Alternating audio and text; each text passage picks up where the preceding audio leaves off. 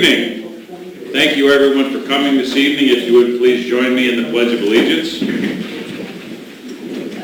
I pledge allegiance to the flag of the United States of America and to the republic for which it stands, one nation, under God, indivisible, with liberty and justice for all. First of all, I'd like to thank everyone for coming. I'd like to thank Mayor and the City Council for allowing us to be here.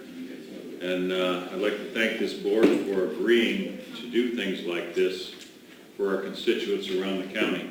That we take our time sometimes to talk to you and invite you to talk to us outside of the Board of Commissioners office and meeting room, and we actually come to you. So some people that normally don't have the opportunity to be at our day meetings can join us in the evening. I hope this will continue to grow. Commissioner Boyce, do you have a report for us?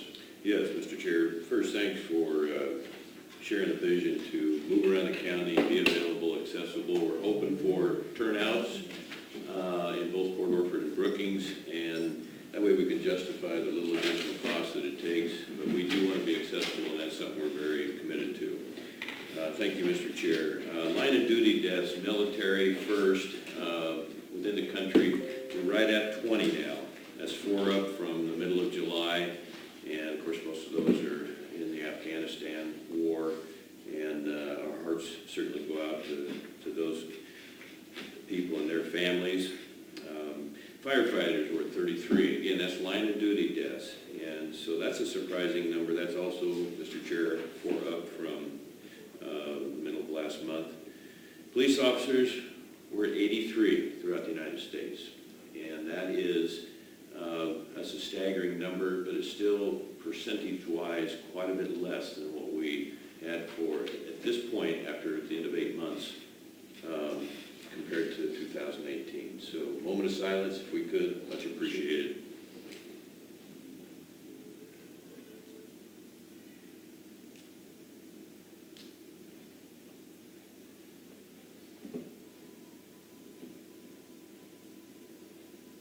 Thank you again, Chair Passion. Thank you. All right, so do we have any amendments to the agenda? Commissioner Boyce? Thanks again, Mr. Chair. Consent agenda. I think we need to pull A, B, and C. We have some new developments.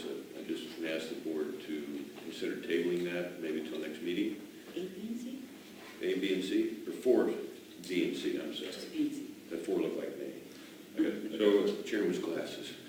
you're asking to pull the order to revise existing job description for plan director and pay decrease for planning director? Yes, we need to delay or just table this. Okay, And I have one other. go ahead. I just want to open for discussion, Mr. Chair, 4F on the environmental health services licensing. I don't think that'll take very long. Okay. But if the Commissioner board- Gold? 4F? Yes. No, 4E, excuse me. Oh, okay. Okay. Got them batting 1,000. So you just want that for discussion? That's correct. Okay, so where are we going to put that? Well, you want it for 5D? Do you want to remove it from the consent agenda, or would you rather just discuss it when we announce the consent agenda and then possibly include it in the consent? That would be fine. I'll leave it up to you, Mr. Why don't we do that? Why don't we just discuss it when we go for the consent agenda, and then we can either approve it or deny it at that point? That's fine. Okay, do you have any changes? No. So I move that we approve the consent agenda as amended? Or I mean Second. the whole agenda? Second, Mr. Chair. Further discussion? Roll, please.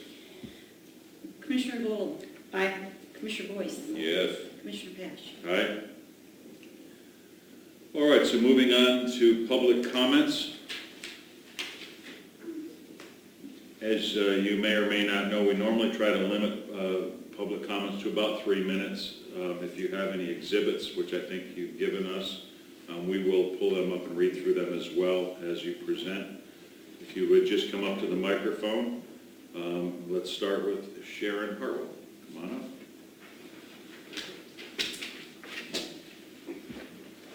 on up. I'm not 100% sure who this falls under or whatever, but it's something that everybody keeps saying we should bring up. So the horrendous smell that's coming from the port. And it's been bothering us now for a couple of years, and it's gotten twice now. I've gotten up in the middle of the night and raced to the bathroom to vomit because of the smell. It's just so thick, you can't breathe around our house and stuff at night. And it started laying off and getting a little bit better, and then it's been picking up again, really getting bad, all through the town. And a couple of weeks ago, well, it wasn't even that, on Thursday the 15th, we had a sheriff's deputy knocking on our door, and he said he was responding to the complaint of a dead body smell. So they were searching the neighborhood, the bushes and everything, and asking if we'd seen a dead body. And I kind of halfway laughed, and I said, I'm really sorry, whoever called you about this, but I think the smell is coming from the port. And we talked about it a brief time, and he said that I should call the DEQ. And it was just a couple hours before that I had been down at the sanitary district office and asking, what to do about it. And she gave me a phone number and a man to call from the DEQ. So I thought 2 times in one day, one, the police are looking for a dead body. We know it's really getting bad. And then I called Tim McFetrich in Salem and talked to him, and he said he had been down here at the end of July for a similar call, and he wanted to check and see what was going on. And then I got a follow-up call from a lady named Jenny, also in Salem. And she told me where to go online, and I filed a complaint online. And a couple of days later, I get a call from a man named Martin Apps in Coos Bay. And he said he had also heard about this, but they just assumed that it was a one-time deal, perfect storm, nothing to worry about. And that was the end of it. Well, I called him back and I said, it's not a one-time thing. This is a daily thing, and it's getting worse and worse. So they said they had heard something about this too. So we talked for about 45 minutes. And he said, okay, I'm going to drive down from Coos Bay to Brookings tomorrow, which was a couple of days ago. And I haven't heard back from him yet because it's getting well known. It's not just our neighborhood, it's the whole town. We're sitting in a restaurant downtown and some travelers came through, some tourists, and they said, what is that smell? And nobody could eat because it was just so heavy. So we're just trying to figure out who it is, why it is, and what can be done about it. If anybody's really going to look into it and do anything, if they're just going to poo-poo it and say it's no big deal. You personally believe it's come from the port? Yes, we believe it's coming from BC Fisheries. They say they do shrimp and crab there, cleaning and all. We have heard, I probably shouldn't say name, another commissioner, that he personally knew that they were taking the dead, all the scrapings and everything from the shrimp and all, putting it into a trailer or a box or something outside, and it would sit there, and they're treating it with something called putrescine that breaks it down, and then it sits there for who knows how long, and then they send another truck over to pick all this stuff up, and then they hose out the truck from all this garbage, and it goes onto the ground. It's been seen out in the ocean floating along Sport Haven Beach. Have you brought this to the port board? No, I didn't know where to go. This just all came up in the last couple of days. So. Well, let me do this. I will contact the port manager tomorrow, Gary, and speak with him about it. And then also you may want to contact them as well as a follow-up. And I listed all the names of the people I've talked to and their phone numbers in here, so. Yeah, I also see Martin App's number here. I'll give him a call myself tomorrow as well. So. Yeah, and so he's been down here to see about it, and also McFetrich has been here. So we'll look into it. we're trying. If there's If you anything learn else what we it can is, do. let us know. But, It's a dead body, and I don't want the police coming to my house anymore. Yeah, I was going to do that. I think somebody told me the other day that excuse me, that they have meetings. I gotta find out when and. Yeah, you can go on their website, Board of Brookings Harbor, and they'll list their dates of their meetings and their Okay. times. And I don't know why I'm doing this, it's just like, I don't know if I'm the bravest or what, but, you know. Thank you for it. All right, thank you so And I much. have one more copy of this if anybody wants it, I ran out, so. For the file. And this one is just larger print, so I could see it. Thank you. Thank Next you. is Mr. Barnes.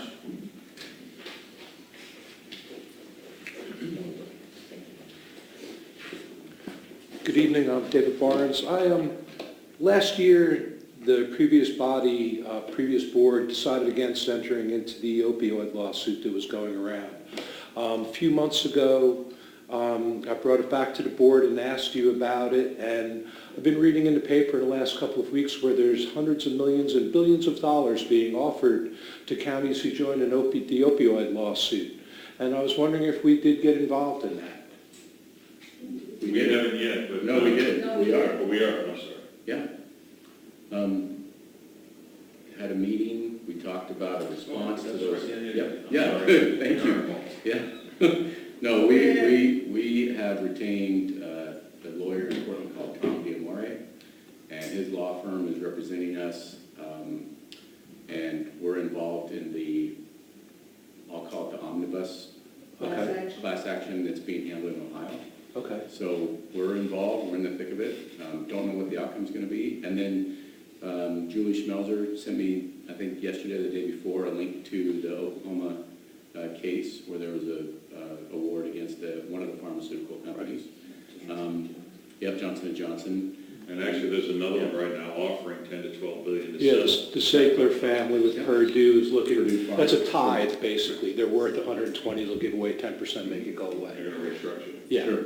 But, Mr. Barnes, I'm not sure, you are usually right on top of everything. I don't know how this one's slipped by you, but we have been involved in that. We just aren't giving reports on it. We're kind of in a holding pattern, but we're processing paperwork with the law firm who represents us. Didn't slip by, I just wanted to ask you. Okay, very good, thanks. All right. Yes. Johnson & Johnson decided to buy it, and so they offered $500 million, I think, and that was unaccepted, and so that's where they're already in the appeals process, so we'll put good money on that. Okay. Next, we have Gordon Clay. Good evening, Mr. Clay. Gordon Clay, Brookings, Oregon. September is Suicide Awareness and Prevention Month. Suicide in the U.S., Oregon, and Curry County is at an all-time high. In 2017 in Oregon, the CDC's 50 leading causes of death showed that suicide was the leading cause of death in Oregon for 15 to 54-year-olds, and that Curry County leads all 36 counties in per capita suicides. We also know that the whole Wild Rivers coast has difficulty keeping qualified behavioral health practitioners. 20 months ago, I recommended to establish a Curry County Suicide Prevention Council like Lane, Jackson, Josephine, Washington, and other counties have done.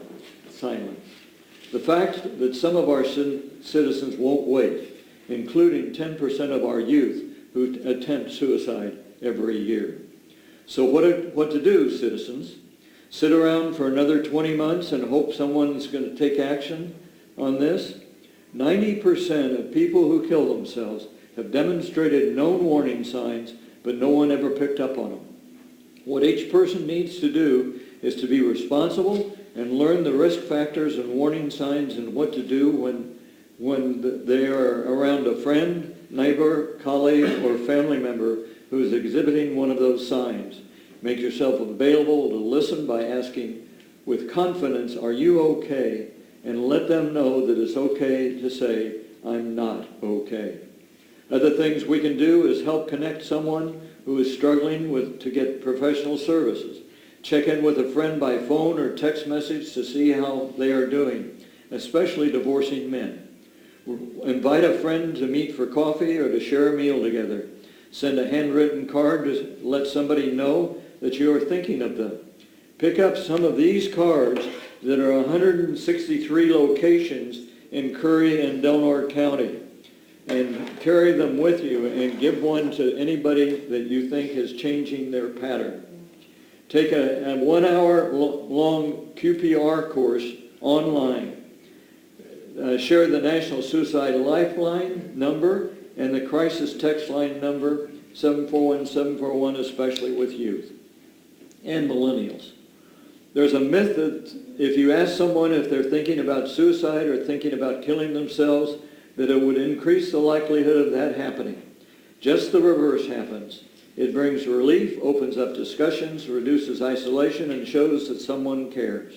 Together we can change the conversation by countering the myths and fear with information and action steps everyone can take. We all have a role to play in suicide prevention. Finally, on September 7th, in the Pilot and 7 other newspapers in 3 counties, is a 16-page 4-color magazine called Finding Hope. It has all the information I've been talking about, and be sure and get your copy, read it, commit to breaking the silence by talking about your lived experience with suicide, and let's work together as a village to save lives. Be that person that matters. Thank you. Thank you. Mr. Clay, would you stay there for just a minute? Mr. Chair, can we have a little discussion on this now, or at some point can we hopefully get a consensus and follow through with his recommendation, the County Suicide Prevention Council, I think is what you said. What I would offer is, I think I missed sending you all a proclamation for this month. I didn't see it on the agenda, and it's telling me that I didn't send it. I've got everybody else. How about you send it to us and we'll put it on the agenda next That was my point. Okay. I'll send it to you, and I'll make a point to be at the next meeting. And a lot of people here may or may not know, 1 veteran an hour basically in this nation commits suicide. Yeah. And 1 out of every 4 of those is active duty. Yeah. Think about that, people that are actually active duty are committing suicide. We need to do more. Well, and 5 of the 14 people that killed themselves the last year were vets in Curry County. Gordon, it's always great to hear you, just tremendous. Could you give a little more detail on what you would like specific for us to put on the next agenda so so the public too has a clear understanding what you're recommending and requesting? I would really like that second page that I passed out. I would like us to see we are getting, in my opinion, inadequate service from CCH. We're not, that's going to change January 1 because of state law. They're going to have to get extra therapists, certify extra therapists. But we need a commission that is not tied to any one organization, that sits down, and my recommendation after the suicide symposium that I put on is having those groups represented, because that's what how we can solve problems. And that's how most of these other counties, Jackson, Josephine, etc., were doing it, is getting the people together so we actually, on a monthly basis, talk about here's what we do, and here's what we do. This is missing right now. The one thing that I believe is we're going to have a low rate in 2018. Lower, definitely lower than 14. But a big part of that is because people took action and did the crisis teams. And those supporting, they go out in an organized manner and deal with somebody that's doing it instead of sending police officers that have not been trained in CIT to the scene, who bring out, introduce themselves to a mentally charged person with a taser or a gun, which only triggers a response from bipolar people and manic people. I mean, that's the first thing you can get them to pop on, and that causes an unfortunate situation. And the crisis team knows how to deal with crisis situations and see other things, because there isn't anything else that I'm seeing, and I go to a lot of meetings here in Curry County that's really active to shut down or to open up the connection with people, so we've got systems to to bring in Elks and bring in the Rotary and bring in South Morris and the churches and all, to really start talking about it. All right, I thank have a you. clear understanding. I think the board does. Thank you. Thank you. Okay, thank you so much. All right, we're going to next move on to the consent agenda. Let's just go ahead and skip down to E for discussion. Amend environmental health services contract. Thank you, Mr. Chair. That's a new Senate bill that was passed during the last session, and obviously it's hitting all counties. You know, our food establishments, they have a tough go, and I hear from some of the owners and some of the managers at times about the fees that they're paying. I think we're bound by this. I don't think there's any question there, but it's basically a 6.5% raise, Senate Bill 28.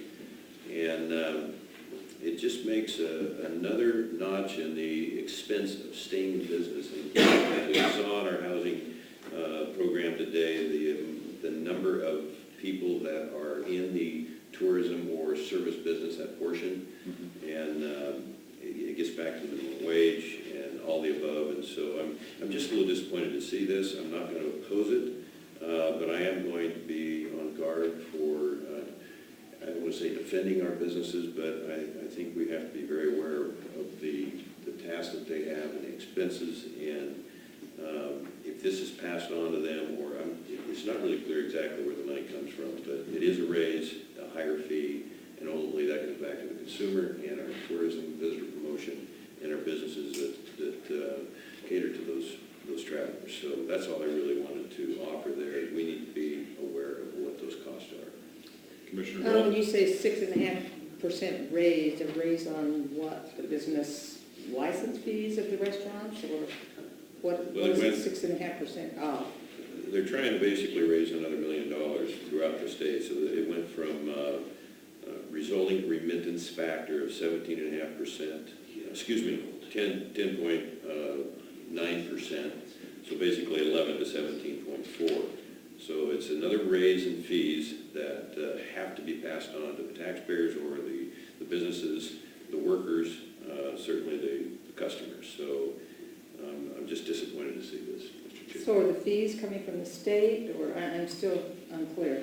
Well, here, tourist facility program, 15% of the state license fee, it's right at the first paragraph, Commissioner Gold.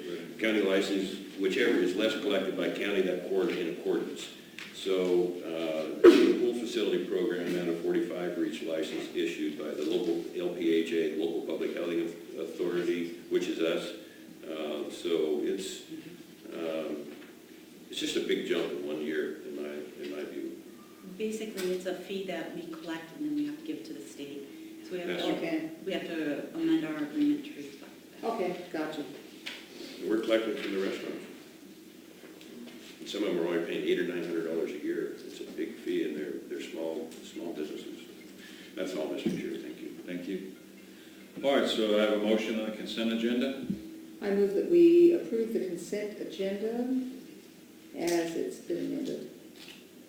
Do I have a second? Second, Chair Pash. Any further discussion? Roll, please. Commissioner Boyce, Yeah. Commissioner Gold, Aye. Commissioner Pash. Aye. We caught her off guard. didn't Yeah, It's we? a we new did. job, I've never done it before. All right, we're going to have a discussion and action items for 5A, citation authority to the Parks Director, Council Huttle.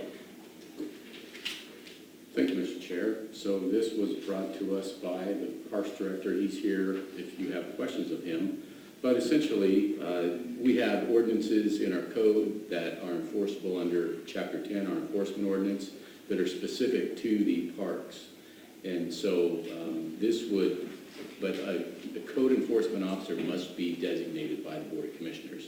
So this will basically add to our code enforcement task force or crew for parks specifically, one person. So it's to make Josh essentially a code enforcement of our codes that are specific to parks only.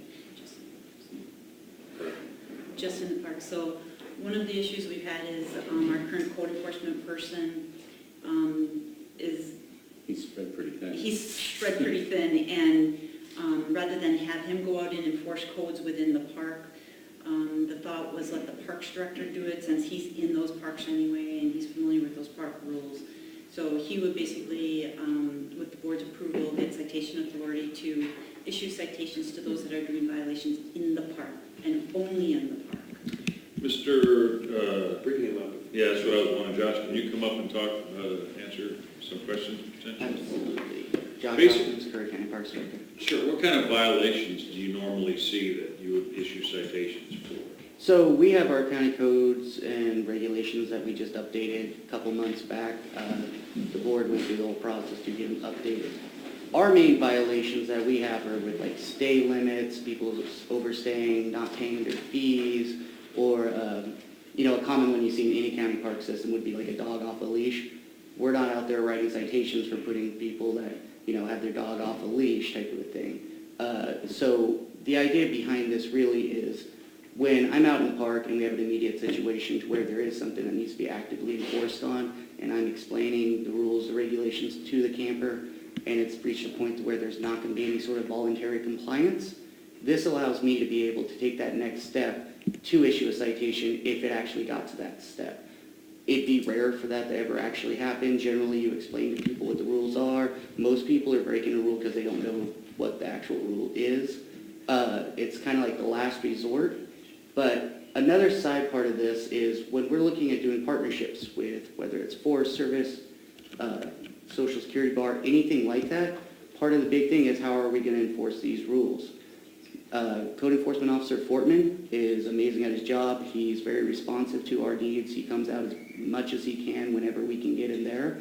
But if I'm up somewhere, hypothetically on the Elk River, and we've got a camper that's been there for 15 days, refused to pay his fee or anything else like that, and even though I have all of his information, this has been an ongoing situation, this allows me to be able to take that enforcement action on site instead of having to return, schedule a time with Mr. Fortman, and take time out of his already busy schedule to take him on a 2-hour ride up that type of thing. So my question is probably more, you're going to be doing more the campsite, those kind of ethics, or not ethics, but those kind of violations, not, I just don't want people thinking that you're going to be citing someone for having their plug on wrong on their RV. No, this would be specific things that are listed in the That's- county rules and that's- regulations that. Okay.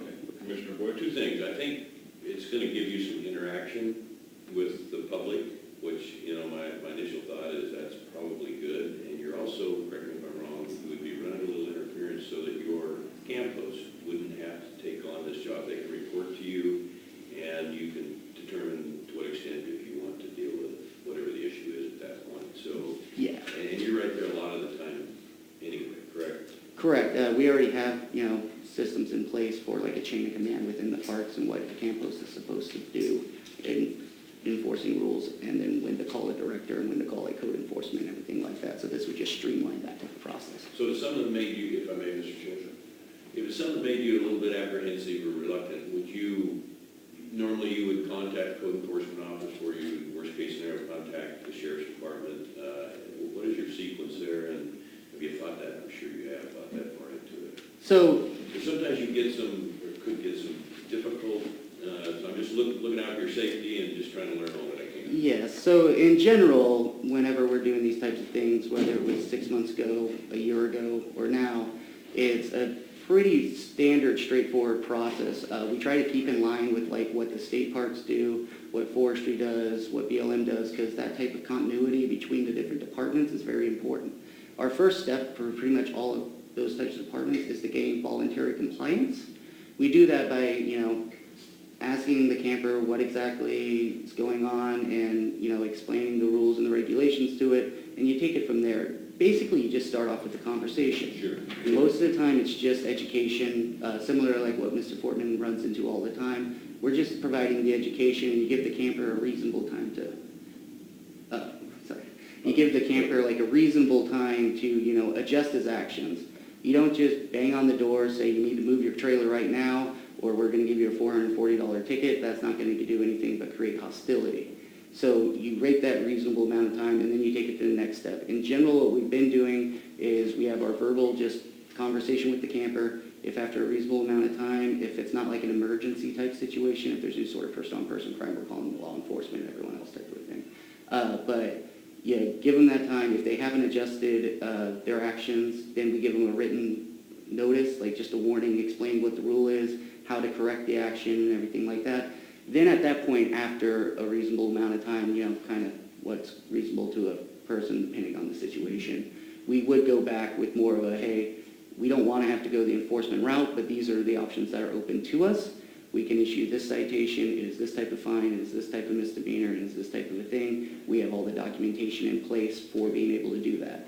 And that's kind of the way we've been doing it the whole time. Like I said, this is more just to streamline that process so that instead of having to wait several days for Mr. Fortman to be able to take care of those things, or if he needs to be in a different part of the county at the same time, I need him in a different part of the county. We're not running into a conflict to where, he's having to choose one or the other. It just streamlines the process for the parks specifically.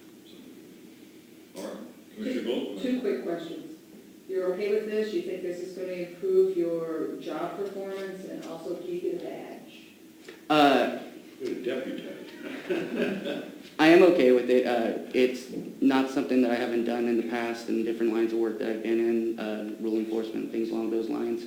So it's not something that I'm not familiar with. And as far as the badge goes, I'm not quite sure if it comes with like an actual badge or anything like that, but I would need some sort of something that looks legitimate. Got a badge. I just want to see if you get one too. Yeah. And Mr. Portman said he would work and help us get the badge and the citation books. Okay. That was kind of tongue in cheek. Council, how do you have something? They'll get a badge, and I've heard the sequence is 0007. Oh, cool. James Bond. All right, so, do I have a motion? I move that we give the citation authority to the Parks Director, Josh Hopkins. Do I have a second? Second, Mr. Chair. Further discussion? Roll, please. Commissioner Boyce, Yes. Commissioner Gold, Aye. Commissioner Posh. Aye. All right, next I'd like to notice Ms. Howard and our mayor here in this meeting. It's nice to see you guys here. We appreciate you coming. And sitting next to the Brookings City Administrator is Council McKinney. John McKinney. I guess I already said hi to him, so. But thanks for coming, guys. All right, and thank you for the use of the building. We appreciate that. You'll get the building. All right, 5B, Social Security Bar, Josh Hopkins. That's why they... good evening. So just to recap real quick, the Board of Commissioners had a workshop in April of 2019. At the workshop, all three members of this board heard a presentation on possibly looking into developing the Social Security Bar area into a recreational camping facility. The 1.6 acre access point is owned by the City of Brookings. The large gravel bar area is owned by the Department of State Lands. In that proposal, I showed different things that could possibly be built on the area, explained that at the time we'd been looking into it, and both entities, DSL and the City of Brookings, were interested in taking a further look at this. And the direction from the board was kind of come up with proposals, send them out there, see what type of deal might actually be able to be taken care of. At this time, we've got some answers back, so I wanted to reprise the board what's been going on with the Social Security Bar and kind of see about taking the next step with it. So with the Department of State Lands, we submitted a proposal that detailed the idea of doing a lease of their gravel bar area. Department of State Lands representative got back to the county explaining that they'd looked it over with their deputy director and they think that a special use lease of that area for Curry County to allow for RV recreational camping on the bar would be acceptable. They'd be in favor of it. They mentioned saying that they thought it'd be beneficial to all parties involved. They talked about doing a 15 to 20 year special use lease of the bar area. In it, there's a $500 a year minimum lease fee that they're willing to waive in lieu of services rendered from having an on-site camp host and trash services and all the type of things that I've talked about we could add to the Social Security Bar. With the special use lease we'd be filling out with them, it's a $750 application fee. So part of the reason to bring it back in front of you guys real quick was not only let you know what's going on, but let you know there is an application fee that goes along with it that we would be needing to submit a claim on. as well as timelines on the lease. I spoke with DSL about it. They mentioned that it'd probably be about a 90-day process. There's a public review, commenting agency process and everything like that. So then we created a proposal for the City of Brookings. In the City of Brookings proposal, originally I was asking for some variation of an ownership transfer of the Social Security bar. In the proposal, I left in provisions for like putting in a recreational easement to make sure that the area was used for recreation, or providing an easement from the road down to the Social Security bar to help protect public access on the city land. The city had a workshop on August 5th to talk about the proposal here at the City Council chambers. The council basically were in favor with possibly moving towards a lease option, not any sort of ownership transfer of the bar, and the direction was to bring it back at their next City Council meeting as more of a lease style type of a thing. So on August 12th, there was a City Council meeting here. The City Council staff report recommended some variation of a 50-year lease with a 10-year review type thing built into the lease, so that, you know, every 10 years people come back to make sure everything's going well. We've got things that are on track. If there's an issue that needs to be handled that hasn't been addressed, or if the county's dragging its heels on something, you know, it gives people a way to shed light on that to continue to move this project forward. At the time, the proposal was mentioned at being about $1 a year. So at this point, we're at a situation to where we know both agencies are interested in looking at doing a lease option. For the City of Brookings, their direction was to have, I believe, City Manager Howard negotiate up the lease, bring the draft back to the city so that they could have a workshop where they have different parties involved, that, you know, the fishermen guides and different people along those lines, the stakeholders, come and speak and review the lease. So at this point, really what I'd be looking for is to continue this project. Leases are pretty common in these types of agreements with different recreational type facilities. We've talked about it with the, you know, state parks, of doing some variation of a long-term lease that could lead to some idea of ownership to a couple of different places. So really it comes down to like the terms of the lease and everything like that. So at this time, if the board's interested in continuing to move forward with this, I would, you know, be requesting a motion just directing the staff to move forward with the different lease processes to bring back the drafts for the board to review. In the packet of information, you've got information, the letter from DSL explaining that, you know, where they're at with us getting a special use lease, and explaining that, you know, we'd go through, there'd be a draft for the city to look, or the county to look over, and everything along those lines. As well as I attached the city report from staff that mentioned, you know, a 50-year lease with the 10-year type of review process for it. So that's really where we're at with the Social Security bar. Moving forward with this project, getting drafts in place and everything like that, everything comes back to the board for final review, comments. There's going to be numerous workshops along the way, I'm sure. So at this point, it's more just confirming that the county is still interested in this project, and a motion along those lines of directing staff to continue through the lease processes will go good with the different agencies involved that we're working with. Commissioner Boyce? We have an idea what the staff time would be involved at this point to go that next step. I'd be interested in that. And I have another question. I don't know, Josh, if you have calculated that or not. Josh did go through and he did look at the revenues and the amount of money it does bring in to have the park. I think, you know, realistically, we do have to look at the fact that eventually we're going to have to add staff to our Parks Department. Fortunately, the Parks Department generates enough revenue to cover their expenses. But, you know, this year we're looking at adding 3 parks along the river, possibly 4 along this park. At the current time, Josh has been doing an excellent job as far as managing those, planning for them, meeting with the commission. But eventually we're going to have to look at adding staff. I don't know when that is, but Josh and I have had that discussion. Josh, this is great, but at some point we've got to stop and add a little bit more staff. So. And that's why I asked that question.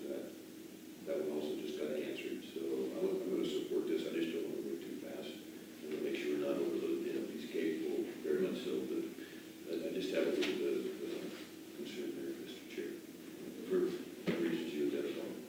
Commissioner Gold? So you you going to make a long-term commitment to stay on as Parks Director so that we can get these projects going in a year? Well, I work for Curry County, so I'm not sure how much of a long-term commitment's really my say. Let's be real, 18 months from now, everything gets changed. But, you know, I've got nowhere else to be. I own a home 2 miles away, so. I'm just kidding. Do I have a motion? So moved, Mr. Chair. I'll second that. Further discussion? Roll, please. Commissioner Boyce? Yes. Commissioner Gold? Aye. Commissioner Cash? Aye. So one time is caution, one time is action. I just want to clarify for the record that the person who usually takes roll call is not here tonight. So I am just trying to help. Raise your enthusiasm. JJ just. Yeah. All right, next we have C, courthouse security, and you'll have to forgive me, but I didn't go back over to the BOC office this afternoon to get my notes, so I'm going to kind of wing this. We had a meeting last week about courthouse security, and Judge Margolis has expressed a deep concern with the security in the courthouse. We've talked about the possibility of changing our courthouse from 4 openings to 1 opening, with employees having a limited access fob into the end doors. That's still all up in the air because it could be easily breached if someone were to be outside and waiting.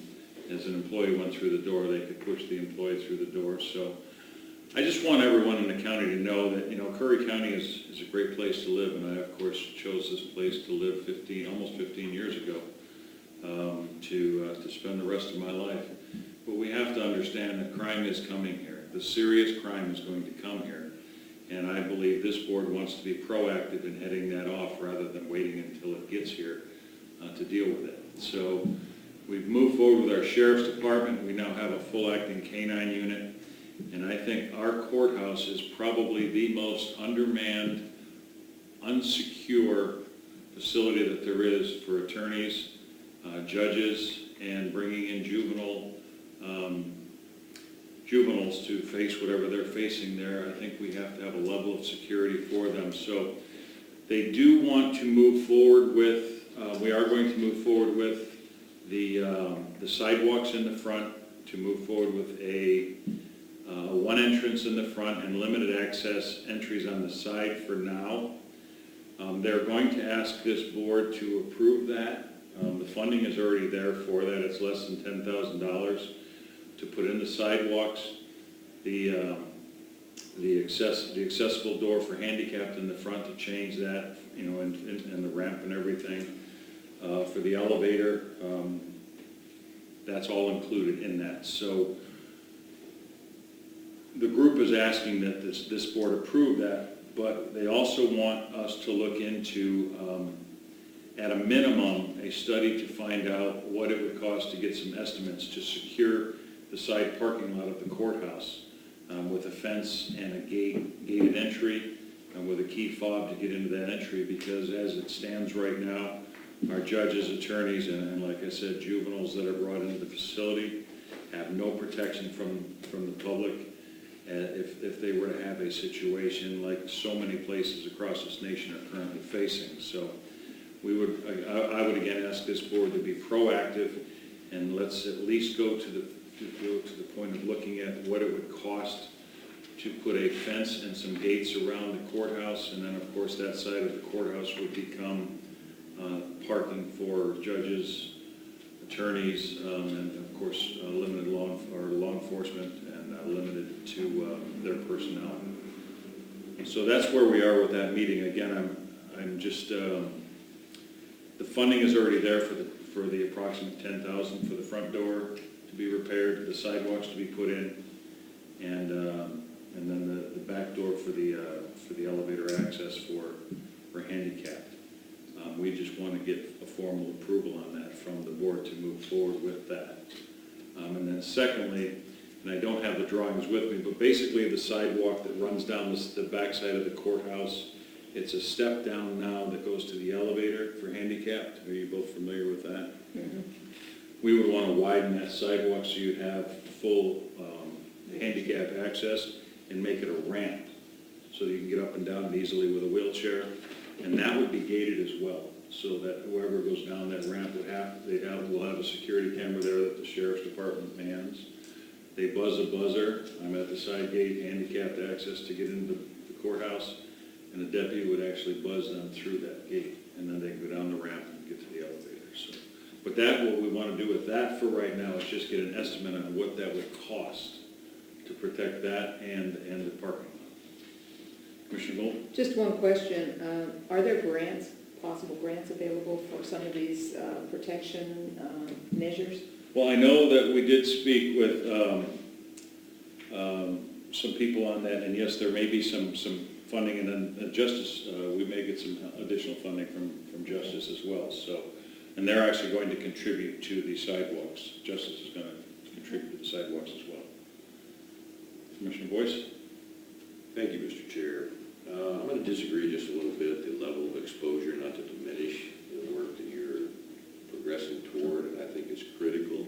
I just don't want the public to think with the sheriff right there that we don't have adequate coverage, that if something happened, there would be a mass or even preventative initially. Do we need to upgrade? Absolutely. I just don't want the public to think that you could just walk in that facility, and I wouldn't do it. I wouldn't do it. Thank you. No, I actually want to echo that. You know, I mean, our sheriff's department is right there in that parking lot. Thank you. Anything they hear going on there is there, but we just, you know, like you say, we're trying to be proactive with this. And the other nice thing about this, if we do go to the single door entry in the front, we have spoken to the sheriff's department, and with the additions that we've given to the sheriff's department, we're looking for him to have a deputy man door at that courthouse during active court hours. So that would be another huge security plus for Curry County. Thank you, Mr. Chair. That needs to happen. That there needs to happen without compromise. So I'd be proud to offer this motion and move the courthouse security forward for your request and your presentation. Thank you. Second? I'll second that, and just a statement, I think it's important that we are proactive rather than reactive. Absolutely. So, Any further discussion? And before we take a vote, I will say that we already have the metal detector device. The sheriff's department already has that, so we don't have to purchase that. All right, roll please. Commissioner Boyce? Aye. Commissioner Pash? Aye. Commissioner Gold? aye. All right, next we have director's report. Ms. Schmelzer. Well, I just want to report that with the transit lodging tax, as you know, that ordinance becomes effective September 1st, and our economic development assistant has went through and created a database and mailing labels for the lodging establishments. She's created a letter and the forms and everything, and those all will be mailed out this week yet, so they do have those by September 1st. The business license also becomes effective September 1st. That one we'll be doing press releases on because that's a little more difficult to find out where businesses are, but those will be going out. So I do expect next week to be a little bit of a flurry, probably getting a lot of calls this coming month as people become more aware of those codes that have been adopted and what's involved with those and the expenses that are involved. The county accountant was sworn in today, so which is in our county is our finance director. So she was sworn in today. The clerk's office swore her in today in the Board of Commissioners office.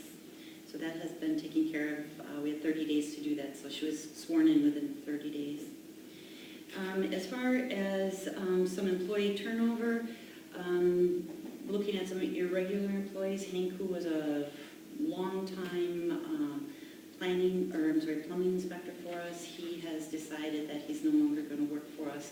So we do have a different plumbing inspector who's going to serve in that irregular capacity. And we had an irregular employee in our office pool who took a different job, so she will no longer be available in the office pool. And then Louise Colstrom, who is an irregular employee. She's our former finance director. We had agreed to keep her on for some help if we needed it, and She helped us through that tough time when we didn't have anyone in place, and now that we do have a finance director seated, and she's been here a month, that Louise is done now. So just a little update on that. I did want to let you know too, there was a question earlier today on volunteers and volunteer agreement forms and who has the responsibility to approve volunteers in the county.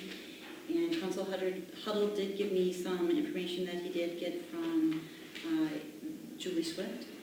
And basically the current form, the board does have an order, and it's from 2014, and it approved a volunteer agreement where that was left up to the department head to approve the volunteers.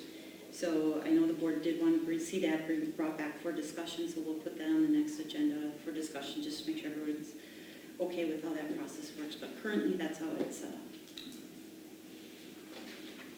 And if you would, in the beginning of my comments, if you would, I need to speak with you about something before we leave here tonight as well. I've got an answer for you on something that you asked earlier. I don't really have a lot to comment on other than I'd like to thank, again, the city of Brookings for allowing us to do this. I would also like to thank Congressman DeFazio for taking time out of his schedule coming here. All three of the commissioners here were seated with him this morning, as well as the city of Brookings, the city of Gold Beach. The ports were there. It was basically a full house this morning for a breakfast meeting with him.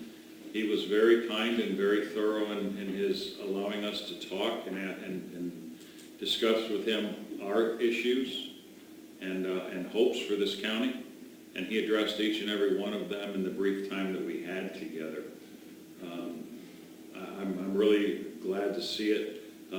We did speak at length about the rivers, the amount of silt and rock in the rivers right now, and housing. And I'll let the other commissioners speak about what they spoke with him about. But those were two of the main issues I spoke with him about. And I was very, very glad to hear his responses to those questions. So that's basically my comments. Commissioner Bush, you're next. Thank you. So today's been quite a day. We had a workshop, so the public knows. If you get a chance to tune into that, go to our website. We had some, I want to say, exceptional presentations on housing and the homeless issue in Curry County, workforce housing, absolutely all the above. 5 particular presentations the Curry County Action Housing Task Force, Director Schnauzer, all of them had AV support too, so I hope the public can get a chance to review that.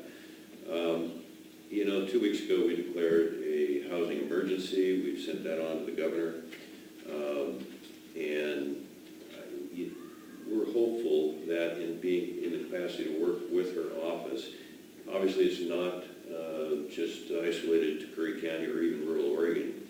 And talking to Congressman DeFazio, it is getting to be, he agrees, if not the biggest, one of the biggest issues in Oregon, and not just, also again, not just rural areas. Very common to our state. So I'm very appreciative of Brookings City Council passed and support. I don't want to say it was, I'll let you speak on that, but I think that it was in support of the county efforts. Being a commissioner for only 2.5 years, that's been one of my biggest, I don't want to say challenges, but goals is to bring the county together, the different communities. And to get the news that Brookings did that this Monday night at the council, I think will really bring some long-term benefit. Back to the presentations that we had today, the room was full, and it was a very productive meeting. Obviously, the next step, where do we go from here? How do we turn that into, we had excellent tribal representation. We had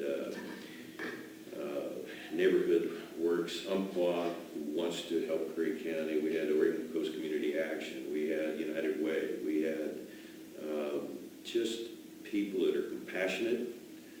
As you said, they want to live here too, or they do live here, and why, and how they believe they can help. We had good public comment and testimony.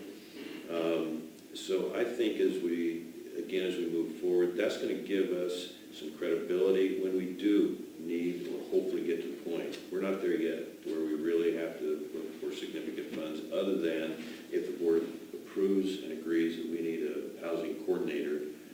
We've got 3 or 4 different financial entities that we believe would be very good candidates for helping us with a 2-year plan on that coordinator. And that person would be, initially when we discussed this, we thought that would be just maybe part-time this, part-time housing, and I think that's probably, I'm hopeful that it will evolve into a total housing person that we can recruit and put the good work here, and that's the next step. And then after, and also part of our 5-year strategic plan early on, how we can help the other communities, getting public awareness, just simple commitment to, planning director Crockett today just did an exceptional job. She has some very direct, as did you, Director Smelzer, very committed and deliberate suggestions that we can do within our county, that we can pass on to the cities, hopefully. And so that's the meetings we have today give me a lot of traction, a lot of hope. And so I think we can take this issue on squarely. Commissioner Pash has been working at the federal level. I've been working at the local and state level on changing subjects here at the Cape Blanco Airport. That is it's a state facility, as you know, and we're working with a guy by the name of John Wilson, who is the facilities guy for the Oregon Department of Aviation, and he has spent 3 times down there. I just saw Emergency Management Coordinator Jeremy Dumeier come in, and so also with Economic Coordinator Madison, we've been spending time on this, and it is recognized on the coast of Oregon. It's one of one of the top 2 good airports for emergency management, and how that would be so important to Curry County. It would very likely, as you know, Mr. Chair, go from Crescent City all the way to at least Reedsport, and likely inland as far as Grants Pass, possibly even, probably not Medford, but Grants Pass. So we're putting this all together, getting FEMA involved, getting Oregon Emergency Management. So I'm very excited about that project. The last thing I'll report to this meeting, and there's a lot more, but I'll step aside for Commissioner Gold there. Also, our people have been working very hard on a regional, Rogue-Siskiyou Regional Fire and Emergency Training Center. And we've got a couple different locations identified. I don't want to say we too much, because this is the brainchild of Old Beach Fire Chief Tyson Krieger. And he's been working on this off and on for 3 or 4 years. And the 2 sites we have, they have got over some hurdles, and we're better than Curry County. We need hotshot firemen, we need firefighters at all levels, but also emergency management people, emergency highly trained.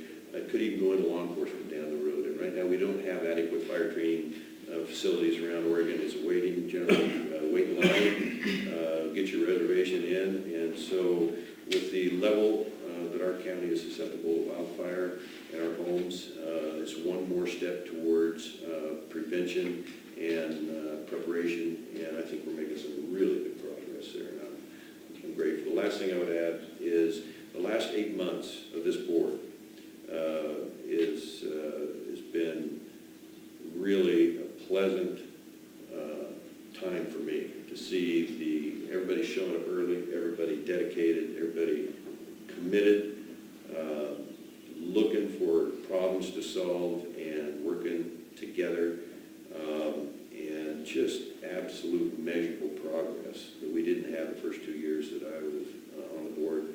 And so I don't want to get unfair expectations, but I'm very optimistic about the future.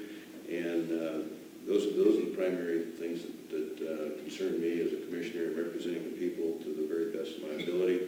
And so back to the strategic plan, and all hands on deck, and it's just it's just a tribute to everybody sitting up here and the relationships that we've built and the effort and the listening skills.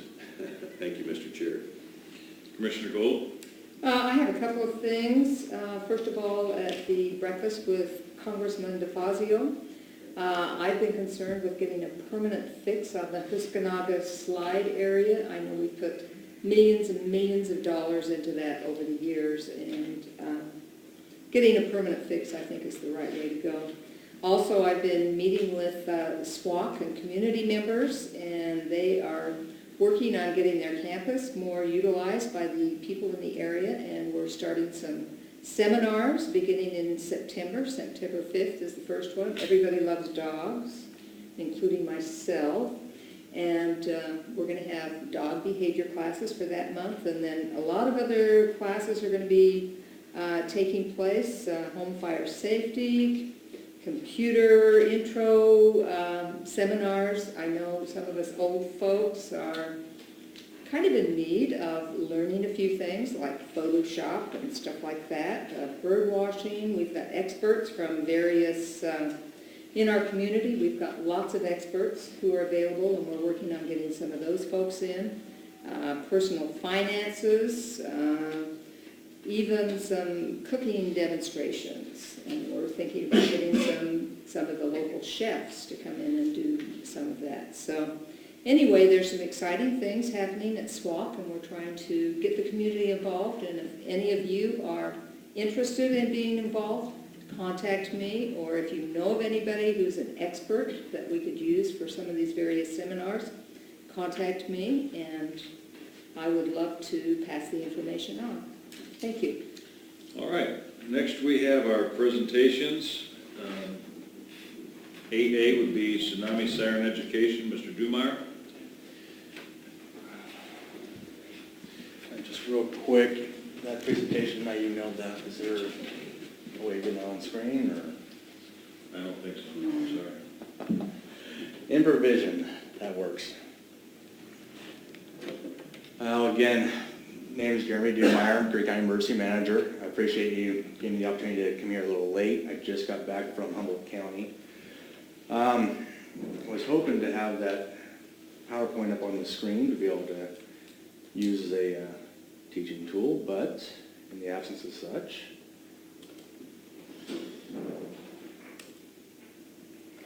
Jeremy, is that something perhaps Eric would be able to pull up online and put on the screen?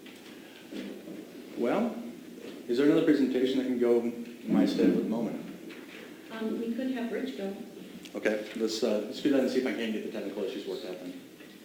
Yeah, why don't we do that? 8D, Richard Christensen, four-wheel drive hydraulic chip sealer.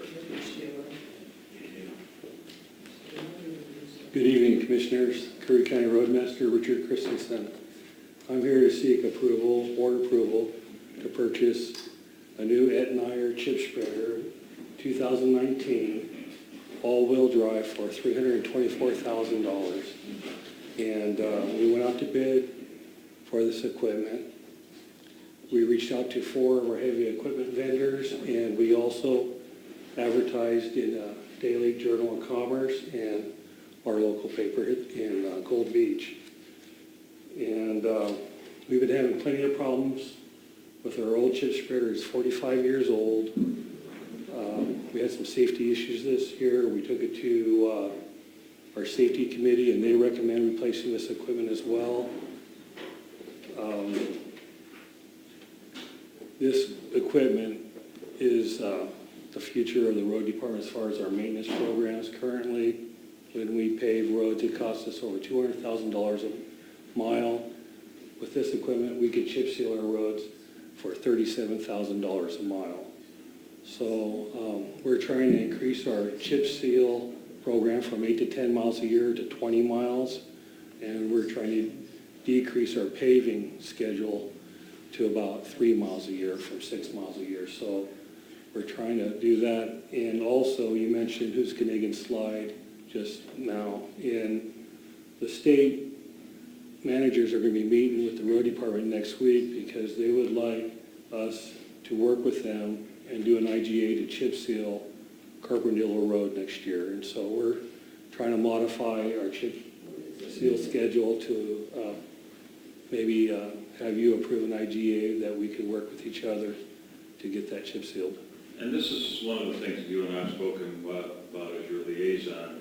We've talked at length about some of the equipment that he's needed to upgrade. Again, this machine's 45 years old. I happened to look at some of the paperwork of some bills that we just paid the other day. And some of these machines are down for maintenance, and it's unbelievable what it costs to repair some of this stuff. Plus the hours of his men sitting on the side of the road waiting for somebody to pick it up because it's broke. But you also mentioned to me a couple of weeks ago, about just exactly what we just spoke about in Huskanagan, about being able to do some other contracts with this equipment that will make it viable and keep your crew busy, so that the county's getting their best bang for the buck. Can you Right. talk more about that? Right, and so U.S. Forest Service is also reaching out to us as well. And so this equipment would allow us to do that work where we could be cost effective, be efficient. Right now, the current equipment, when it broke down this year, we had to pay $1,600 to have the oil shipped back over to Hill to Medford because we couldn't, the brakes went out on it and it actually rolled away from us. So we were very lucky. No one was injured. And so, yeah, the goal is that we would be able to reach out to our local cities and other governmental agencies to have IGAs to help them with their street maintenance programs. So it's like down in Brooklyn, we got a new chip sealer, so if you need us, let us know. Commissioner Boyce? If you did go to the IGA agreements, Carpenterville, which all of our antennas kind of picked up on that, but you're adding pavement, correct? Excuse me? Are you adding pavement when you do the chip seal, and it's a different kind of finish, right? It's a different finish. Chip seal is, we're just adding very little weight. You're adding a wearing course to the road. You're putting the oil on the road to help seal all the cracks and to extend the life of the oils in the existing road. And you're adding rock to it to add a wearing course for traction. And then you're adding another oil on top of that. And so chip seals are not as good as overlays. Overlays, you extend the life of a road 25 years. Chip seal, you extend the life of a road like 10 years. A lot less initial cost, correct? Yes, Yeah. that's 5.5 times less cost. I think it's good for the public to get that message, so. Yeah. The good news for the public was, it was how much per mile difference? It's about $210,000 a mile for overlays, and it's about, in the past, it's been $37,000 a mile for chip seals. Commissioner Boyce? Just give us a picture there of how long it takes to load, unload, load back at the end of the day. And you very seldom leave your equipment at the job site, correct? And you always bring it back to the plant? No, we do not always bring it back. Okay. Because it costs a lot of money to mobilize equipment to the far ends of the county where our roads are. Some of our roads are 90 miles away from each other. Good. So we mobilize it in and we work with landowners and other agencies to store our equipment. But typically load and unload is probably quite a process. Yes, yes, it is a process, but we have good equipment. Commissioner Bolt? Just a couple of questions. I always ask this question. Is it in your budget, number one? Yes, it's in our budget. Perfect. And number two, have you done projections? How far out will it end up paying for itself, or No. we need a graphing calculator? Yeah. Okay. And, but what I have also placed in our budget is that this equipment will not be purchased out of our road funds. Initially, it will be, but the state will be reimbursing us through STIP funds for its purchase. So there will be zero impact to the road fund. So if you agree to this purchase tonight, tomorrow I'll be reaching out to the state for an agreement to use STIP funds to reimburse us for this purchase. I will make that motion. Second, Mr. Chair. I'd like to say a word. Further discussion? Roll, please. Commissioner Boyce?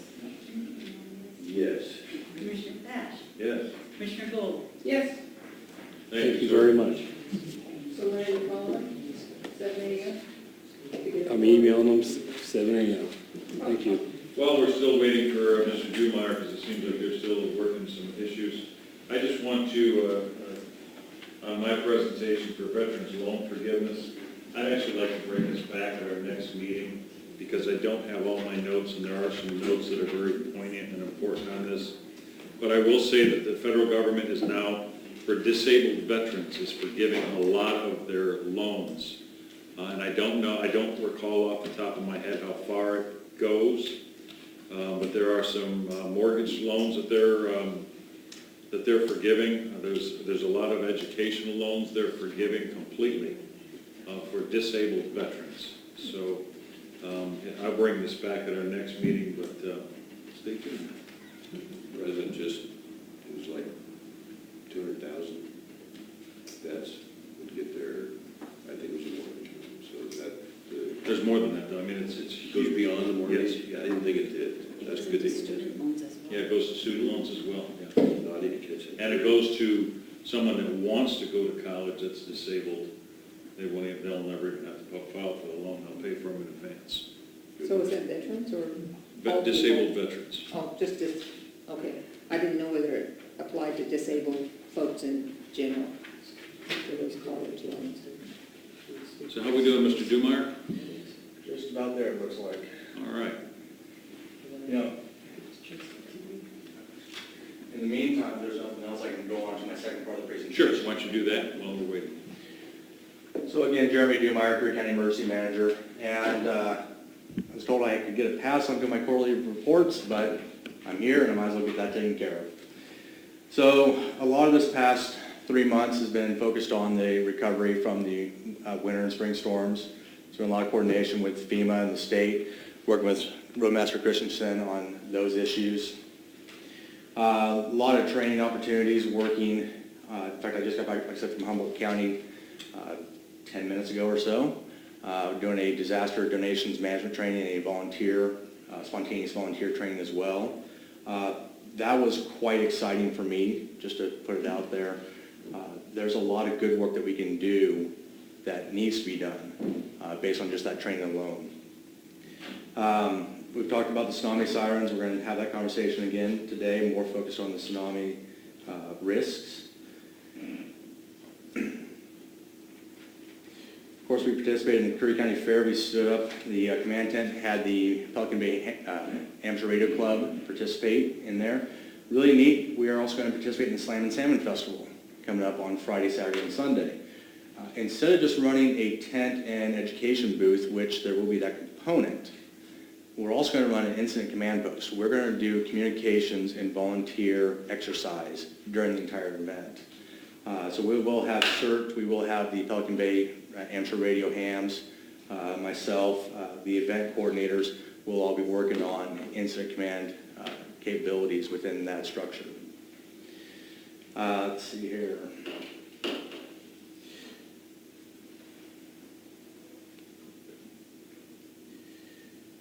We held off on doing a basic CERT class in Gold Beach. Normally we would have done one in August, however, because of how busy things have been, we decided to put one off until this next month. So we're going to do a CERT basic training. It is free. It's a 20-hour course. It's a Friday night, Saturday, and Sunday. It'll be the last weekend of September, the 27th through 29th.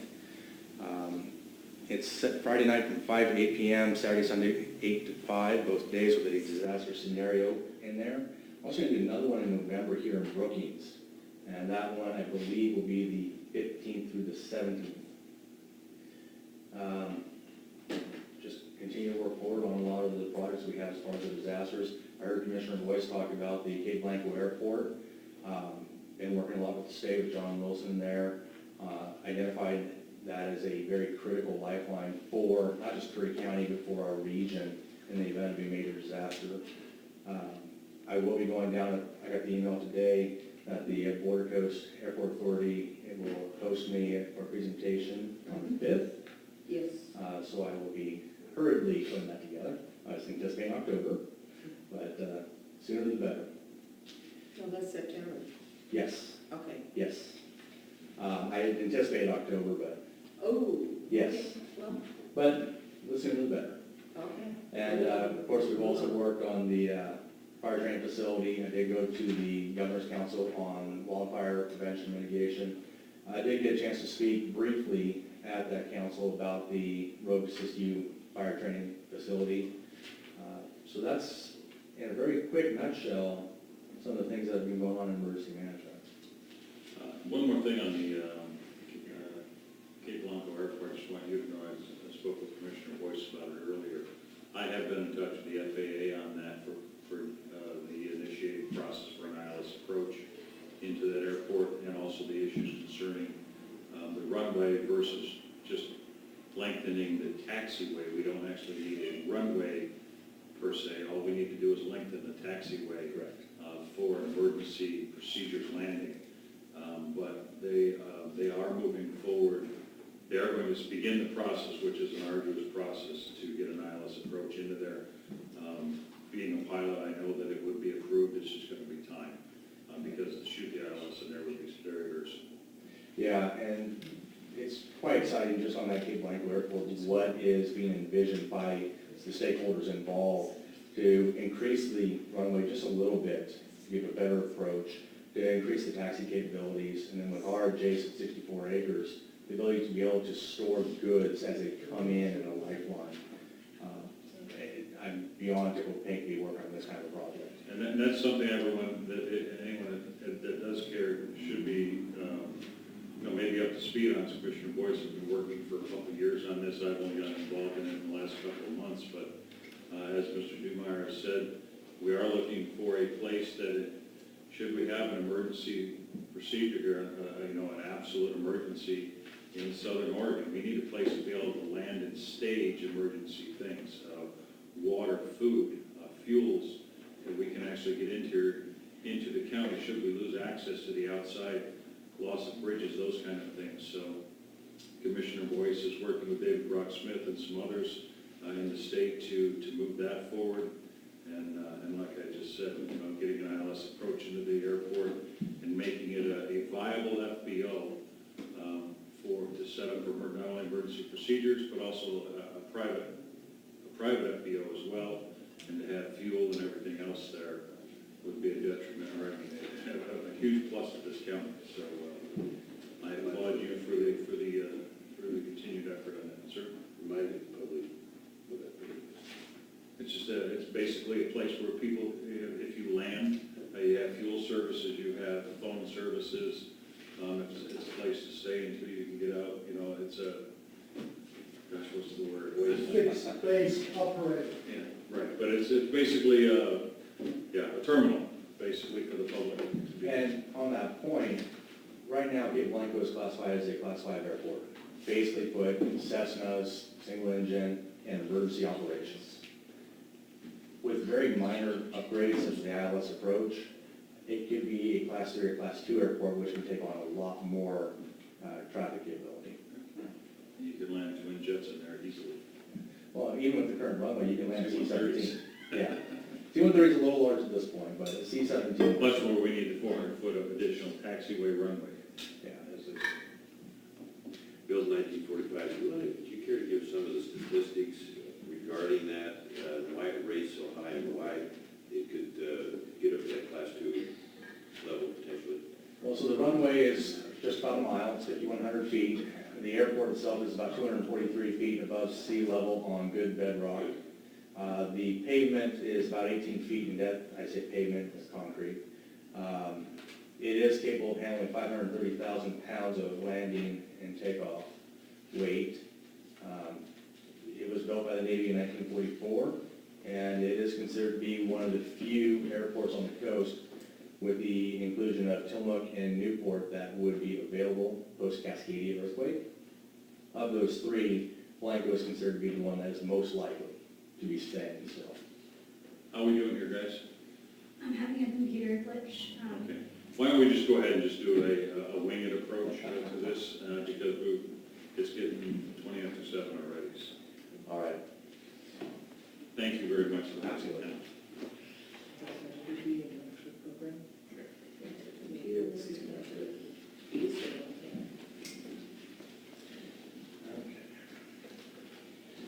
So I'll apologize to those in the back that computer very well.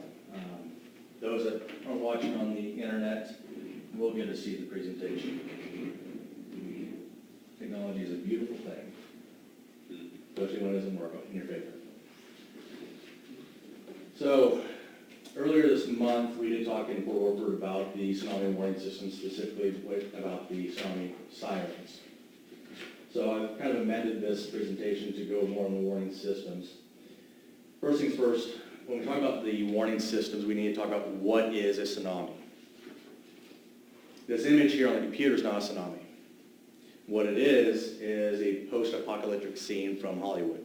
A wave towering 400 or 500 feet above buildings, not realistic. It's not a tsunami. There are two types of tsunamis that we experience here on the coast. First, you have the local tsunami. Now that is a very large event for us. That's the big event. And that's where you have a tsunami generated by a local earthquake off our shore, off the Cascadia subduction zone. When I say very large, I'm not talking about a 6 or 6.5 like we get off of Cape Blanco on a fairly regular basis. Not even a 7.2 like they just had down in California the month and a half previous. A very large earthquake that we would experience off our shores would release 30 to 900 times the power of what happened in Ridgecrest. A 9.0 earthquake is 900 times more powerful than a 7.0. California does not have the capability of producing such an earthquake. Different fault system. But when you do have this 8 or 9 magnitude earthquake, it will displace a lot of ocean water, send a column in two directions. That water will push up in a series of tidal surges, not waves. In the last 10,000 years, scientists have been able to map 40 of these 8 and 9.0 magnitude events off of our coast. Half, so those 8s that have occurred, have all been centered down here. The 9.0 is a full rip from approximately Eureka, California to Vancouver Island, 700 miles. We do get these, as I mentioned, the last one was January 26, 1700, about 9:30 at night. If you do the math, we get one of these large events about every 250 years. Now, it would be very catchy to say that we're overdue. Obviously, the 319 is larger than 250, but the truth is we don't know. What we do know is we're storing energy for the next one. It could happen while I'm talking. It could happen in 30 years. It could happen in 1,000 years. But we are due for another large earthquake at some point. The problem when it comes to our warning systems is that the ground shaking is going to cause enough damage to infrastructure that the ground shaking will be the only warning you get. This picture on my computer screen, for those that can see it, is of the Good Friday earthquake in Alaska in 1964. It was a magnitude 9.2 event. This is a very famous picture. In fact, the pavement here is probably 10 feet below where surface level was at one point. You can see in this that there's a lot of infrastructure that's just down. And this is what I would expect for Curry County. It's been modeled that we'll have about 6 or 8 feet of subduction, fairly similar. And our ability to dispatch any sort of warning system will be greatly affected. I would say inhibited to the point of not being able to happen. So I can't stress enough, when it comes to a large local earthquake, if you feel the ground shake, as soon as it's safe to do so, evacuate, evacuate, evacuate. The ground shaking is the only warning you should expect to get. And you have approximately 10 to 15 minutes after the start of shaking to evacuate to high ground. Now, being that we're here in the city of Brookings, the city itself is generally outside of the local tsunami hazard zone. There are some places off of like Memory Lane, or as you get down closer to the shores in elevation, that are in that local tsunami hazard zone. But Brookings, by and large, is well over 100 feet elevation on these bluffs. Harbor's a different story. Generally speaking, anything west of 101 is close or in the tsunami hazard zone. But Brookings, by and large, is relatively safe. Unfortunately, I'm using an older version of PowerPoint. Wasn't able to use the new version, so my video is not going to load. Distant tsunami is what we generally experience more often. Distant tsunami is just that, something that is sourced from a distant earthquake, such as in Kamchatka, Alaska, Japan, Chile. A subduction zone earthquake in those regions that generates a wave and sends it our direction.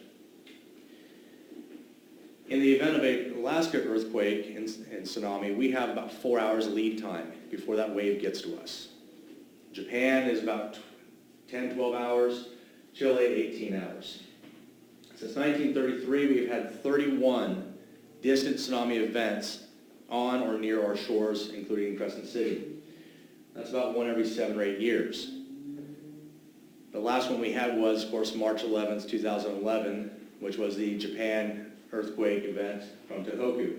The video that I had in this slide was of an individual that was down in the Port of Brookings Harbor, clear down the Port of Brookings Harbor, filming the incoming tidal surges. I will put this caveat out there. The Port of Brookings Harbor is one of the few places on our coast that is in the distant tsunami hazard zone. Of the 177 buildings that are mapped on the distant tsunami hazard zone, almost every last one of them is in the Port of Brookings Harbor. So the fact that there were multiple people, there's a lot of videos, you go on YouTube, you find a lot of people that were down in the harbors, on the jetties during that event, filming this. They were actually at risk. Despite having tsunami sirens blaring, despite having law enforcement volunteers clearing the beaches, people were still down there being a part of the incident. When it comes to the hazard zone, the map on the left of my screen is the distant tsunami hazard. The map on the right is the local tsunami hazard for South County. And again, I apologize that this is on the laptop screen instead of in a larger format. But it's pretty easy to look at and realize that there's very limited hazard from a distant tsunami. It is generally confined to beaches, low-lying areas around those beaches, bays, harbors, sloughs, estuaries. Juxtaposed with a local event that will go several miles inland. In fact, at Gold Beach, it would go clear up to Lobster Creek Bridge, which is 8 miles of the river. A little less, yes. The Checo River here, clear up to North Fork. So a local event has more capability. In fact, you can go higher in elevation. A local event will go, in some locations, depending upon topography, up to 100 feet and run up. Whereas a distant tsunami event generally is an 18-inch surge. An Alaskan event can be as much as a 30-foot surge. That is at an ultimate distant event. And that is, again, dependent upon topography. So when we get these tsunami hazard alerts, I get several different ones. Almost daily I get information statements. Interesting earthquake occurred. No tsunami will be generated. Carry on with normal business. I get those as a matter of routine. Get earthquakes off of Cape Blanco almost daily. Alaska, anywhere in the Pacific Ring of Fire, we get those alerts routinely. A tsunami watch is like what happened on January 26th of the year previous, whereas Alaska had a large, I believe magnitude 8 earthquake off their shores. It was not a subduction earthquake, it was a strike-slip earthquake. But because of the magnitude, a tsunami watch was generated for our shores. The watch is very simple. Interesting earthquake occurred. No data yet on whether a tsunami is coming or not. Stay tuned for more information. The great thing about that earthquake event was there's a lot of dark buoys. They're tsunami detection buoys off the shores, especially in Alaska and as you come down here. And almost immediately after that event started, we were able to tap into those dark buoys and see that there was no major change in the tidal gauges. And we were able to quickly figure out that we were not going to have a distant tsunami event in that case. A tsunami advisory is something like what we would have received in 2011 from Japan. Large earthquake has happened, a tsunami has been detected, and Stay out of the water, away from the beaches, waterways, stay out of the very low-lying areas. Tsunami warning, we likely will not get. That is where we get the local earthquake. And it will generate a very large tidal surge for us. The reason we won't get that warning, in my estimation, is because we won't have the communications capabilities to receive that warning. Again, the ground shaking is the only thing we'll get. I will put a caveat on this. We will get tsunami warning messages, but those will generally get downgraded quickly to an advisory or watch as soon as information comes out from a distant sourced event such as Alaska. But generally speaking, a warning, we won't receive that for a true local tsunami event. However, when there is a warning, it's very simple. Move to high ground, get out of elevation as soon as you're safe to do so. So when we talk about warning systems, there are several different warning systems in place. We have the Everbridge Reverse 911 system, where we can dispatch from Gold Beach, or even the city of Brookings has the ability to send out reverse 911 notifications to the citizens and say, hey, there's a life safety event going on, here's what is expected, and we can send that out to you very quickly through text, through your landline, through your cell phone, through your email account, however you sign up. And the system is designed to notify you. Very simply, if you sign up 3 different phone numbers and 2 email addresses and you pick up the phone on the second call it makes, the system has done what it's designed to do. It will not go any further in that phone tree that you've established. So if you want each person to be notified separately on different numbers, you need to create separate accounts. But it is a very effective system. We have about 13,000 citizens here in Curry County signed up on the Everbridge Reverse 911 system, excuse me. Long day of talking. In October, we will also have the ability to use the wireless emergency alerts, WEA. That's very similar to the Amber alerts some people receive on their phones, or the presidential alert that we got back in October. So we actually, as locals, will have the ability to use that system, tap into the cell phone towers nearby, hit a geographical area, and those cell phones that are enabled to receive those messages will get those pings without having to sign up for it. You do need to check with your cell phone provider to see if your cell phone is available to receive those emergency alerts. Each cell phone is different, so I couldn't tell you how to do it on your phone specifically. Just I know that my Samsung is different than the Motorola I have, and enabling it is different just owning those 2 phones with the same carrier. But for wireless emergency alerts, get hold of your cell phone provider, see if you have that ability to receive those. We will have that ability in October. We also have been working heavily on the Community Emergency Response Team, the CERT team. In fact, I'm very happy to report that the city of Brookings has its own South County CERT team now under the jurisdiction of the fire department.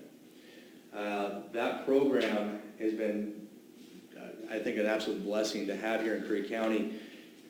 The augmentation of additional volunteers that are trained to assist in a disaster, to help out with the firefighters, law enforcement, EMS, search and rescue. They have that training to help out in a disaster, and there are neighbors that are well trained that take that 20-hour course. We can use those CERT volunteers to do an evacuation of the low-lying area in a distant tsunami event. We also, of course, have our law enforcement partners, our EMS, our fire department partners. We have ways to make notifications on the low-lying areas in a distant tsunami event. Now, we voted earlier on, I say we, the board voted earlier on in August regarding these tsunami sirens, and this is where this discussion started from. When I took over this position about 2 years ago, I had 17 tsunami sirens in the entire county. I have worked on 2 of those sirens, one in Port Orford, one here at Harris Beach. I currently have, well, I say currently, as of the beginning of this month, I had 4 operational sirens, reliably operational sirens. The problem with those tsunami sirens is that they're quite expensive to work on and they're unreliable. They're technology from the 40s, 50s, 60s. They came out of military installations, nuclear facilities. They're metal. They were never a good fit for our coastal climate. And they're mechanical. An electronic tsunami siren cannot produce the tone a mechanical one cannot give the distance. So these break down very easily if they're not constantly used. The ones that are operational are the fire department sirens in Gold Beach and Port Orford because they get toned almost daily and are able to break that rust.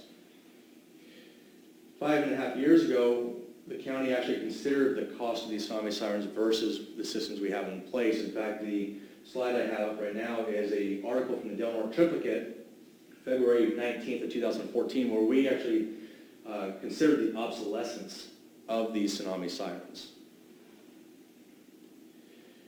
I also talked to a lot of my coastal counterparts, my emergency managers in Oregon, to try to see who still operates as a county these tsunami siren systems.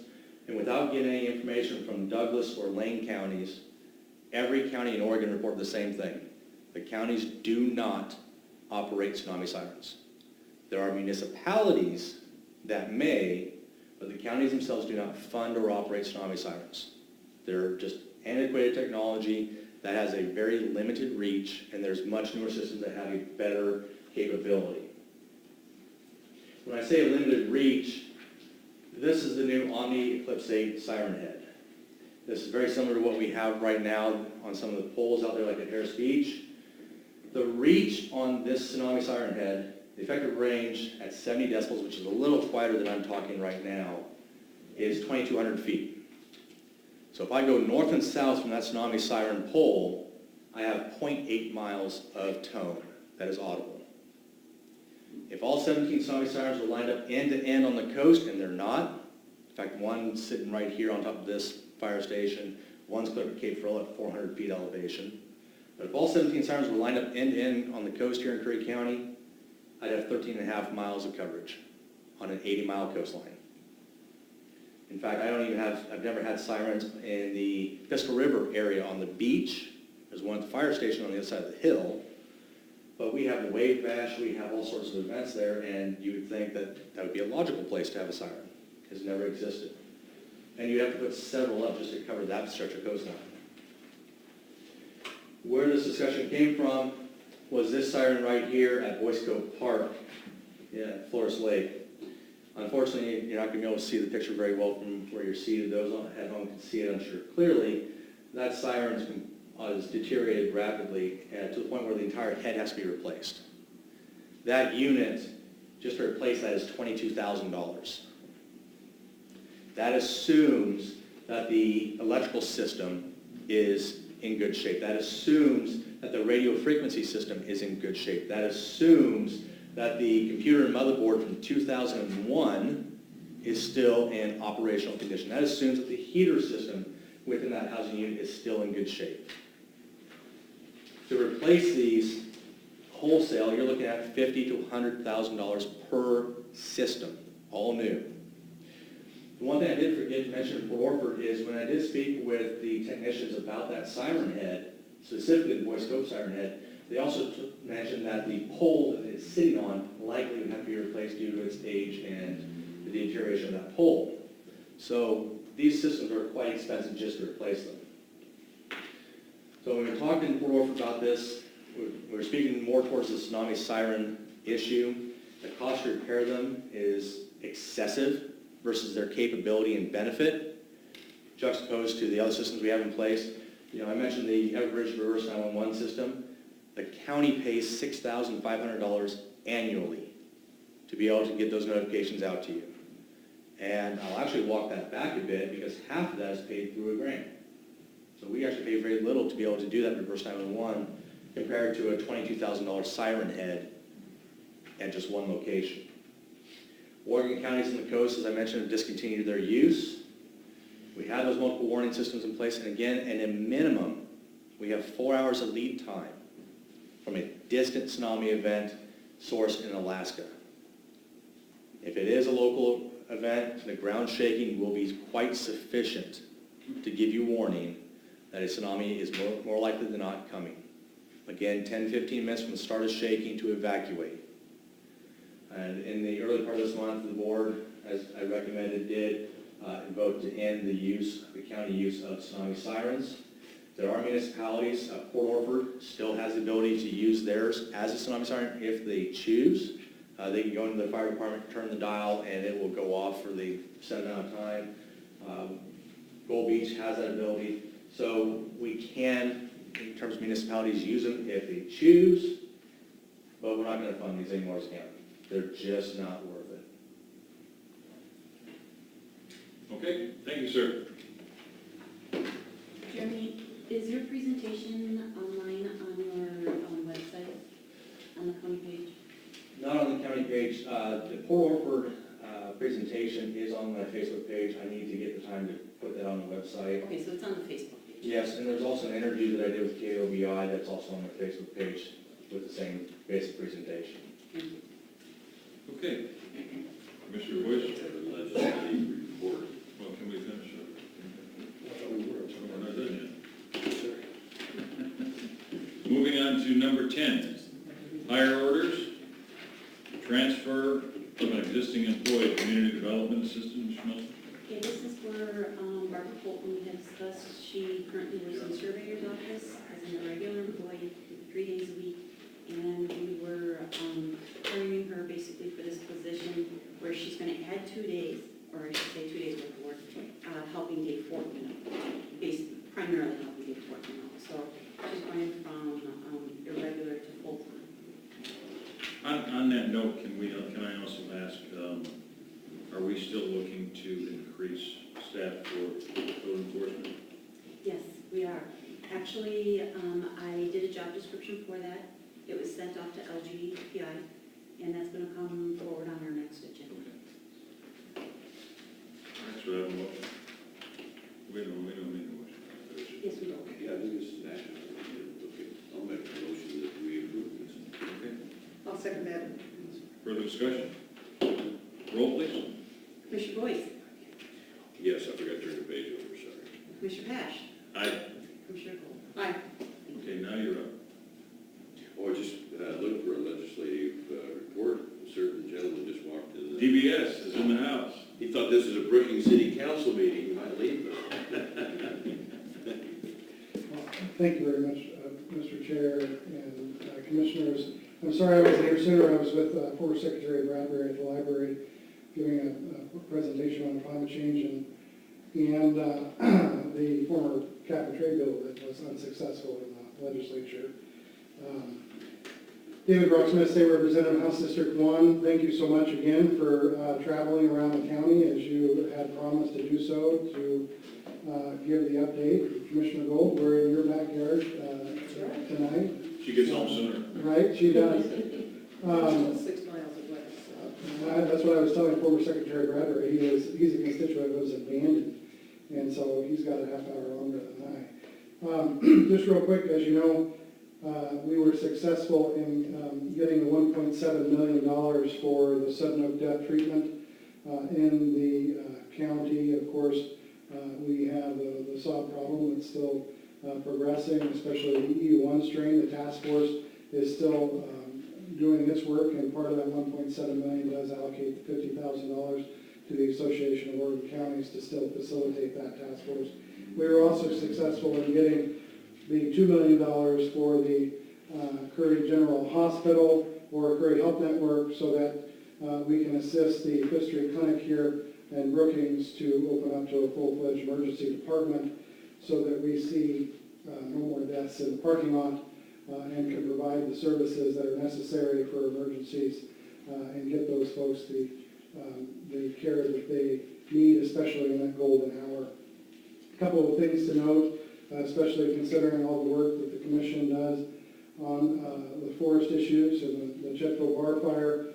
And something that I want to do more of, I drafted and passed HJM 1, which is House Joint Memorial 1, which assists and urges Congress to pass the Forest Management and Rural Stability Act, which of course Commissioner Boyce is a member of the Association of ONC Counties and worked closely with the Association of ONC Counties on the language. And it's something that's incredible to have the Association of Association of ONC Counties working with our federal delegation on a management plan that will help reestablish those payments to the counties that are so needed to fund their services such as public safety and our schools. We also passed, and I chief sponsored, and the only Republican to do so, Senate Bill 256, which sets a moratorium on any oil and gas off the coast of Oregon, nor does allow it to transverse over Oregon waters, which Oregon owns 3 miles of water, into Oregon. We wouldn't have seen very much in the form of resources or dollars coming in if they were discovered, but we would have definitely affected and impacted our fishing grounds, which is more important to our communities. We were successful in passing, especially for a constituent down here in South County that brought it to my attention, House Bill 2375, which deals with SANE nurses or sexual assault nurse examiners, and making sure that the district attorney drops a response to sexual assault victims and has the same nurse on the board, and moving forward to having a same nurse within our medical facilities so that we never have to have the problem that we had before, where a victim of sexual assault had to travel miles away to get the exam necessary to move forward with prosecution. Other things to note, we were successful recently and worked very hard, was involved in an agricultural ditch bill, in a work group, 2437, House Bill 2437. It was on the governor's veto list. She did not veto the bill after a lot more work that I think we're not going to say that we worked on in the legislature, but it allows farmers and ranchers prior to this legislation could only clear 50 cubic yards of material out of their ag ditches without a permit. This takes it to 3,000, and it's actually something that they can work with. It is more for not the west side as we call ourselves over here. The legislation does direct Department of State Lands to work with the Army Corps of Engineers because we have essential salmon habitat streams on the west side, so there's a few more hoops that you have to go through, but it streamlines rather than having an Army Corps 404 permit as well as a DSL permit. It forces DSL and Army Corps to work together to streamline one permit so that we don't have to go out and get all of these hire these environmental folks to do the research that's necessary, and they'll be able to get their ditches cleaned in a manner that's cost-effective and more environmentally friendly, actually. I actually got fined for that, moving 90 yards and the law was 50. Wow. Well, now you can move 3,000, but only in dry ditches. So we also are looking at, we were successful in getting $1.6 million for the Port Orford's redevelopment project and $452,000 for the rogue sediment study that's necessary with the aggregate buildup that's occurred and it expects some on it, as well as the fishing. And really, it's because of the dams that are up the river and there's no real gravel behind the dam for spawning gravel that's necessary. So overall, almost $6 million, which isn't bad for someone in the super minority. But I appreciate all of your assistance that you did to assist in those projects and the resources coming back to our communities. Collectively, it was 23 chief-sponsored bills passed that I drafted in this legislative session, and that's up from 17 in my first session in 2017. So, Thank you so much for your hard work. my pleasure. Thank Commissioner you. Gold? So when are these funds going to become available for these various projects? I guess it was Bill 5050, the Correct. So omnibus. the omnibus bill is where we're funded. There's some discrepancy, and I'm looking into that right now, because the hospital, the Curry Health Network, I received an email regarding them not possibly being available until 2021. But the new biennium, of course, started in July 2019. And so I believe those funds should be available right away. And so I'm looking into the discrepancy that has been brought about by the Curry Health Network on that issue. Okay. I will also add that the revenue forecast came out today, Say this slow, it's really good. The revenue forecast came out today with a projected additional $200 million in additional revenue, which of course the kicker, if you will, was already triggered. For those that don't know about the kicker, it was constitutionally voted in by the citizens many years ago, and if we generate more revenue coming in 2% over what is projected, then of course that additional revenue is then rebated back to the citizens, and they don't get a check, but comes off their tax bill at the end of the year. That collectively is a $1.6 billion kicker for Oregon, and not to put the partisan hat on, but the majority party raised $4.5 billion per biennium in taxes this last legislative session. And so I and many others feel that with a $1.6 billion surplus, obviously Oregon and their industries and businesses and the people are paying, are humming along, and the people are paying into the system, and so maybe we don't need that much resources and increasing those tax dollars. We should be utilizing what we have better. Thank you, sir. Thank you. It is Any other questions? coming up on you guys. I just want to congratulate him, and I want to offer the public again, and you mentioned in 2017, you had 17 chief-sponsored bills. And Record for a freshman of the minority. yes, and 23 this go-around. And these are not just bills for the sake of passing legislation. These are bills that are incredibly important to all of Oregon, rural Oregon, and especially your district, and doggone it, especially the Curry County. That sentiment study, that is, we've already talked about lobbying just a little bit, see to what extent that can also come to the Port of Brookings Harbor. And I think you're doing some work on that. The hospital, the emergency facility here is going to employ, projections are between 30 and 40 additional people to properly staff. So that brings us back to housing. I could go on and on, but thank you, David Brocksmith, for the tremendous work and the precision that you have at the legislature, the respect you have there, all sides of the political spectrum, the governor's office, and it has had tremendous benefits to this county, and great work. Thank you. Well, thank you, Commissioner, and it's a pleasure to work with all of you for our mutual constituents, and appreciate County Council Huddle for his work, as well as his work in moving forward on the House Bill 2377, which I passed in 17, that is for workforce housing. He's blazing new trails there, and so are you, all of you, and it'll be a model for the state to utilize in providing incentives for workforce housing for Oregon.